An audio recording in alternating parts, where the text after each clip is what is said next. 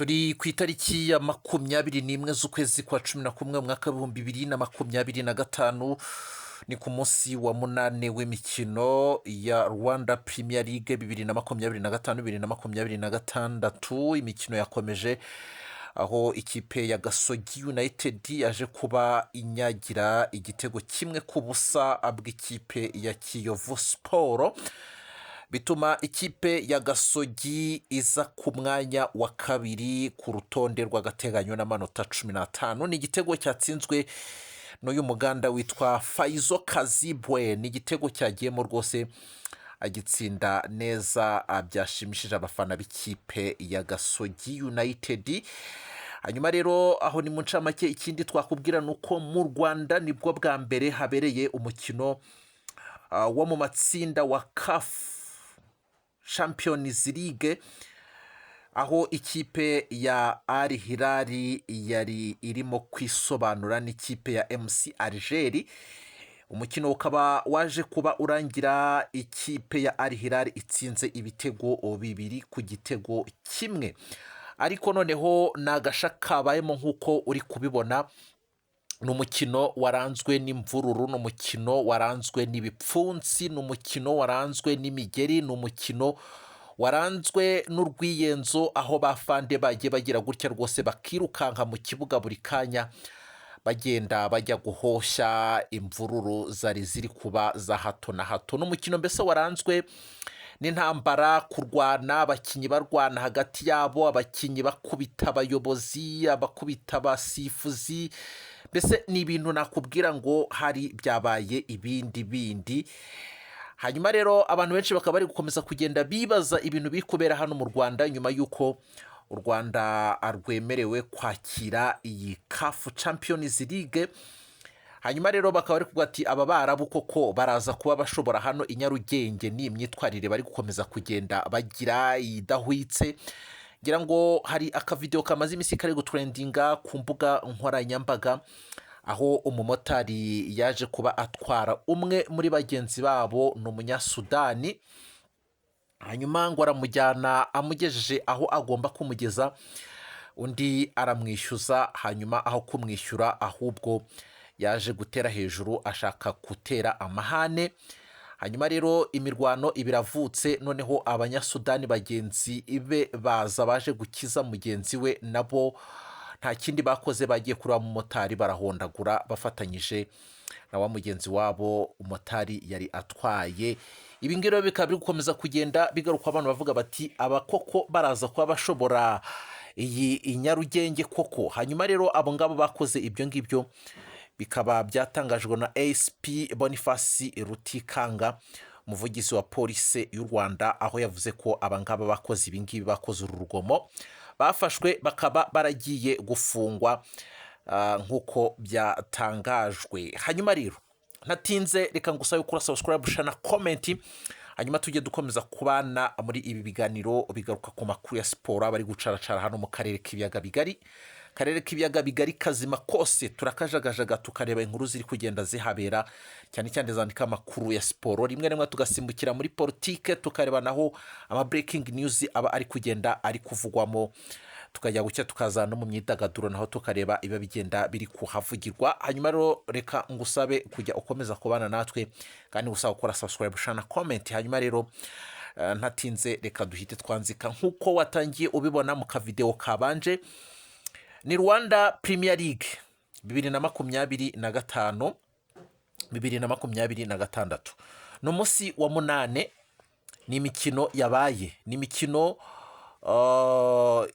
yabaye aho Gasogi United yaje kuba yisobanura na Kiyovu Sport. Umukino ukaba warangiye Gasogi itsinze iyi kipe ya Kiyovu Sport. Urubambye ngo rwaje kuba rugira gutya rwose rukora ibitangaza bikomeye cyane.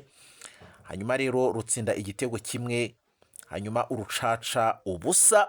Kugeza amagingo angaya bikaba bishatse kuvuga ko ikipe ya polisi ku rutonde rw'agateganyo muri Rwanda Premier League 2025, Polisi FC iri ku mwanya wa mbere n'amanota 17. Hanyuma rero Gasogi United ikaba iri ku mwanya wa kabiri n'amanota 15. hanyuma rero Rayon Sport ikaba iri ku mwanya wa gatatu n'amanota 13. hanyuma rero nk'uko urutonde rukomeje bikaba bishatse kuvuga ko ikipe ya Kiyovu Sport iri ku mwanya wa karindwi n'amanota 10. ibi ngibi rwose birakomeza kugenda bitangaza abantu cyane cyane kuri ikipe ya Gasogi United ikomeza kugenda ikora ibitangaza, aho kugeza amagingo angaya iri ku mwanya wa kabiri.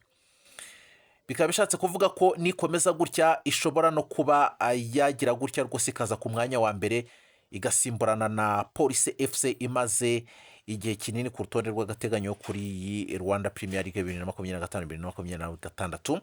hanyuma rero iki gitego cya Gasogi United kikaba cyatsinzwe n'umunyarwanda witwa Faizo Kazibwe, niwe watsinze igitego cya Gasogi United muri uyu mukino w'umunsi wa 8 wa shampiyona iri kubera hano mu Rwanda. n'umukino wabereye kuri stade Amahoro. ni nyuma y'uko rero aya makipe yari amaze kuba nayo yisobanura, amaze kugaragaza ko nayo ari amakipe y'ibihangage. ayo ngayo nta yandi ni Al-Hilal ndetse na Mc Alger, aho iyi kipe ya Al-Hilal yaje kuba itsinda ibitego bibiri ku gitego kimwe cya Mc Alger. n'umukino rero waranzwe n'imvururu. iki gitego rero, ibi bitego rero byagiyemo bikaba byagiyemo ari ibitego bitsinzwe kandi neza nta kibazo, ariko byagiye bigaragara ko hari abatari kwishimira imitsindire ya Al-Hilal. rimwe na rimwe wasangaga bavuga ko iyi Mc Alger ngo iri kwibwa, ari nazo mvururu zagiye zikomeza kugenda zibaho. hanyuma rero ubwo urumva abasesenguzi mu by'imikino barakomeza kugenda basesengura cyangwa se barebe niba umusifuzi hari amakosa yaba yakoze, cyangwa se abasifuzi bo ku ruhande niba hari amakosa baba bakoze, kugira ngo aya makipe arangize umukino binyuze mu mpaka cyangwa se bice mu mpaka, aho n'inzego z'umutekano z'igihugu cy'u Rwanda zagiye zinyuzamo zikajya gutabara bya hato na hato. n'umukino waranzwe n'imvururu, n'umukino waranzwe n'ingume, amashoti, imigeri, mbese n'umukino navuga ngo warangiye hari ibintu bigeze iwa ndabaga. ariko ibi ngibi abantu bakaba bari gukomeza kugenda babigaruka ku mbuga nkoranyambaga bavuga bati ibi bintu nibikomeza hano mu Rwanda, aba banyasudani cyangwa se aba barabu ntabwo bari buze gushobora hano i Nyarugenge. ibi ngibi bishobora guhagarikwa cyangwa se hagafatwa izindi ngamba, kuko barimo baragaragaza imyitwarire idahwitse, ni imyitwarire itari myiza mu banyarwanda. yewe ibi ngibi bishobora kuba byanagera no ku rundi rwego ugasanga byahungabanyije umutekano w'igihugu cy'u Rwanda.